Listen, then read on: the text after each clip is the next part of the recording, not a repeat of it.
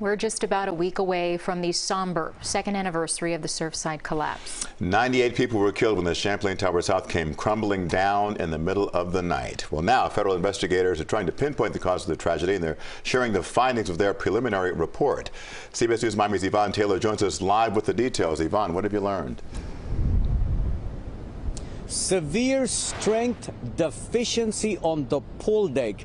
Yes, Jim and Lauren, we've heard it before, but now federal investigators are saying it loudly on this 24-page report. When they find potential evidence that could be helpful for us. A new phase for the investigation as in why Champlain Towers South collapsed has the National Institute of Standards and Technology pointing as a possible cause of the tragedy, the pool deck. As you can see on the left-hand side of the slide, a structural model of the pool deck slab.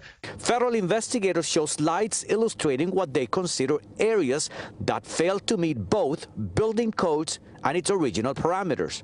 It's certainly one of the things that we've been looking at as a potential cause. Alan Kilsheimer is an independent investigator who was at the site of the collapse hours after it occurred on June 2021. He tells us he was hired by the town of Surfside and has nothing to do with the federal investigation. And the question would be, is it a column that supported the pool deck, or is it the pool deck itself, right? Those are two different things. The report says the investigators also looked into corrosion in parts of the deck steel, including flexural and axial behavior of concrete cracking, yielding of reinforcement.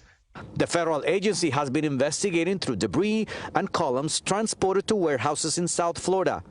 Mr. Kilshmeyer says another possibility has to do with the way the Champlain Towers were built, which was in 1981.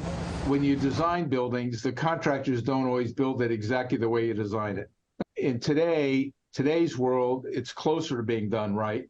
I know how we designed things back in the 80s, and I know how contractors built them.